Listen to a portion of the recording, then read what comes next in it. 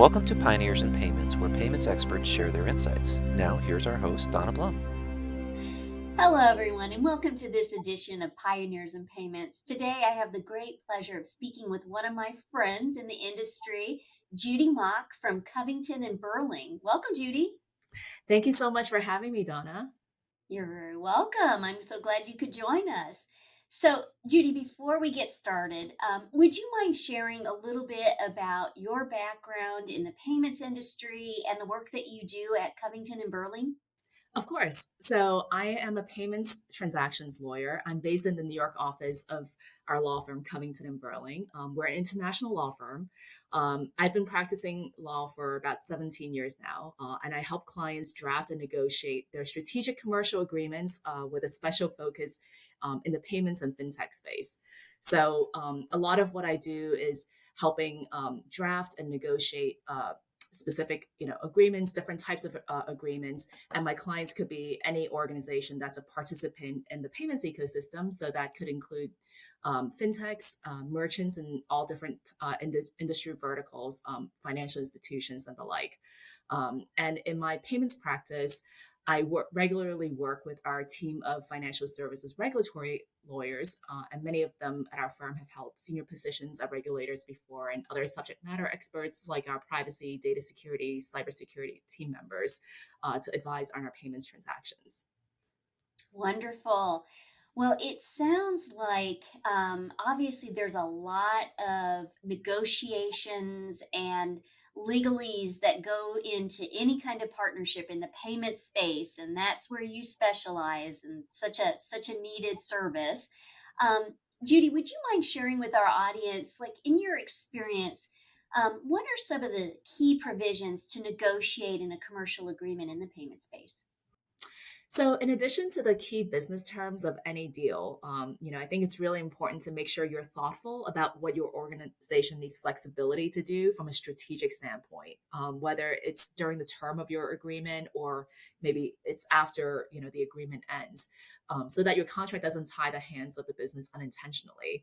So, some of the key provisions I would say in most strategic payments agreements, and obviously each agreement type differs, right? But as across the board, I would say provisions that tend to be most heavily negotiated are exclusivity obligation provisions, data ownership and use rights, audit rights, SLAs, termination rights, transition assistance, data portability rights, and even ability to assign the agreement if there is an event of a reorganization or an M&A event. So, for example, you need to really make sure you read your contract carefully to ensure that there's no exclusivity obligation that might actually restrict your ability to partner with other companies or to grow your business in a certain industry vertical just by virtue of having entered into this specific contract if that wasn't actually part of the business deal.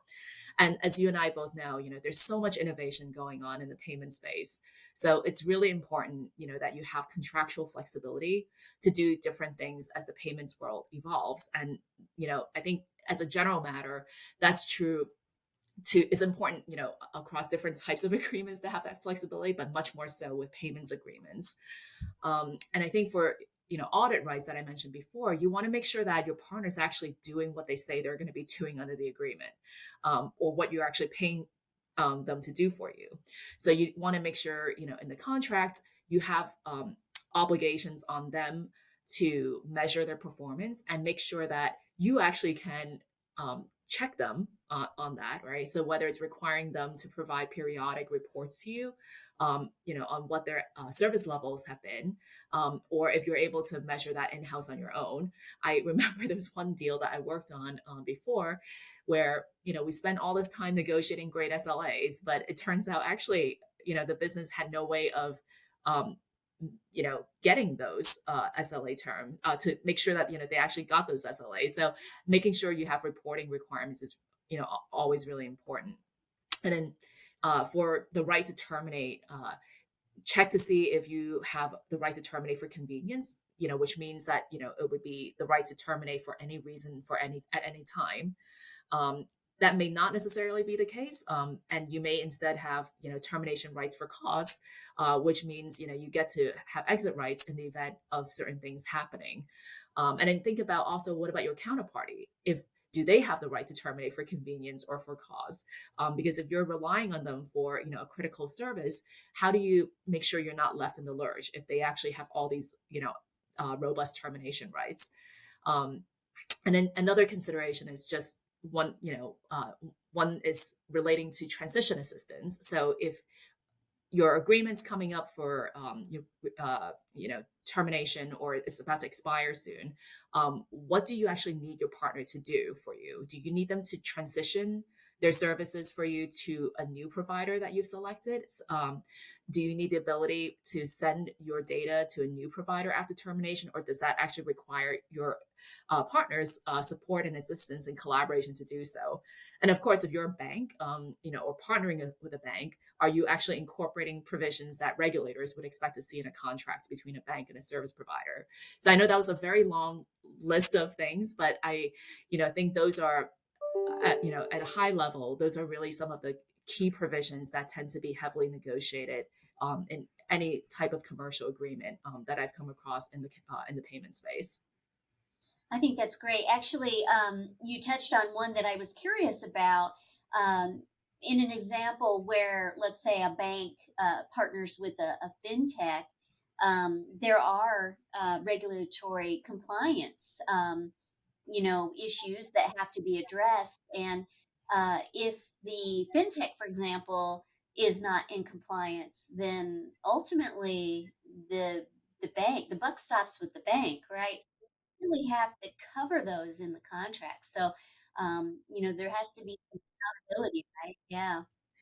Yeah, and you definitely want to have compliance with law obligations in the agreement. That's why the bank needs to make sure, you have audit rights of your service provider, because your regulators are going to expect you to be able to, know what your service provider is doing.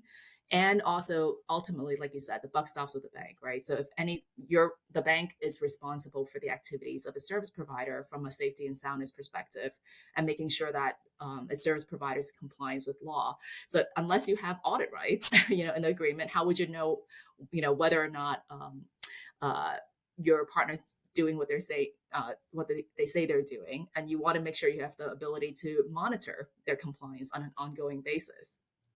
If the bank is not meeting those regulations, they could be penalized with some severe, you know, financial penalties. So, Right? There are a lot of enforcement actions. Essentially, yeah, exactly. So that's why I think most people, I think if you're not, unless you're a lawyer, you don't realize that the contract itself is actually really critical to make sure you can, one, have the rights contractually to um, monitor your partner, to make sure they're actually doing what they say they're doing for you. And then ultimately, if there's any issue, you can actually get out of your agreement, right? So I think that's why having that robust set of termination rights, or being thoughtful about what the termination experience should be, is really critical. And ultimately, the contract is a combination of, you know, commercial leverage that you have, whether you can get your partner to agree to certain things, but it's an allocation of risk, among the parties. Like, do you want to be the one holding on to that risk?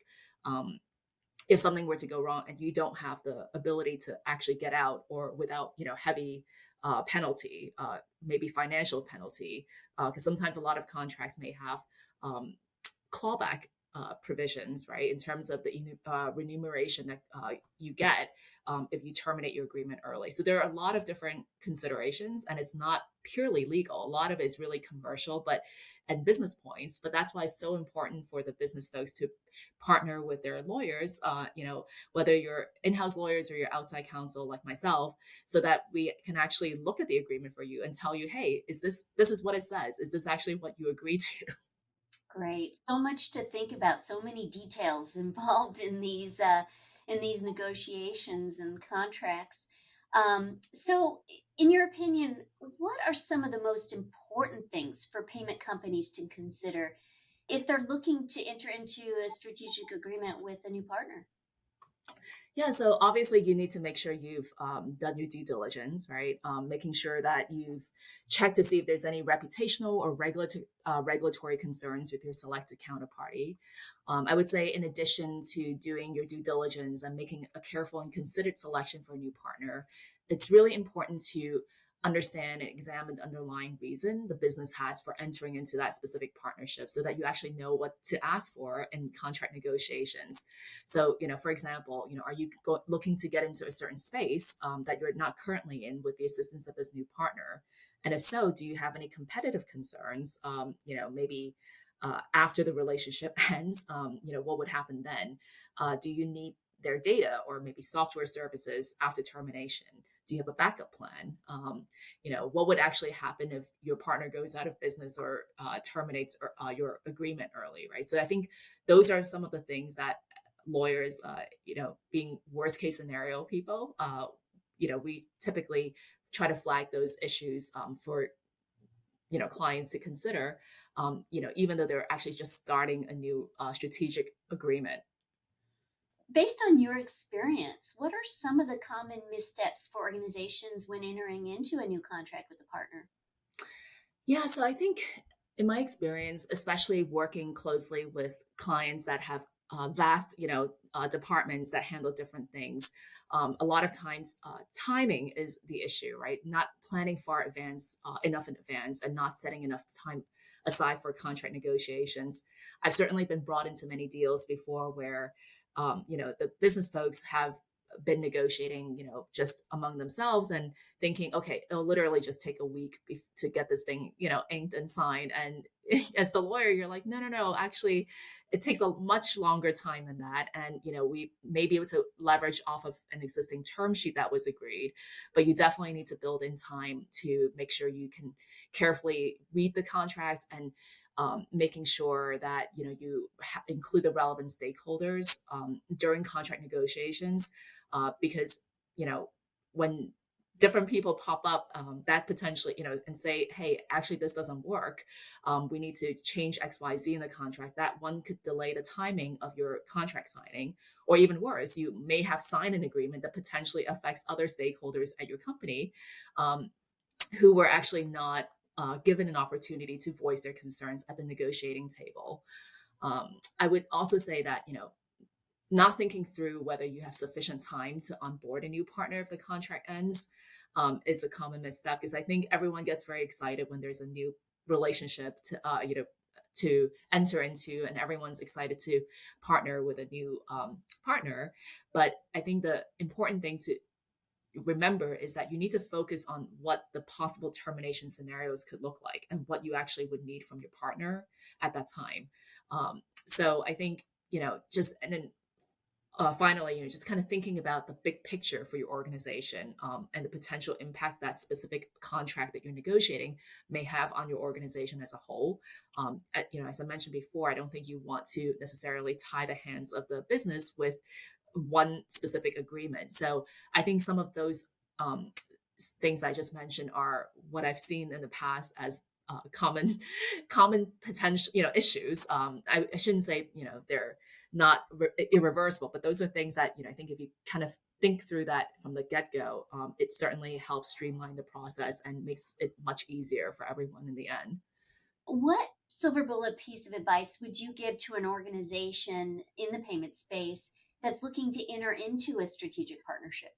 Well, I would say, in addition to doing, obviously your business due diligence, make sure you loop in your lawyer at an early stage, whether it's your in-house lawyer, or if you need outside counsel support.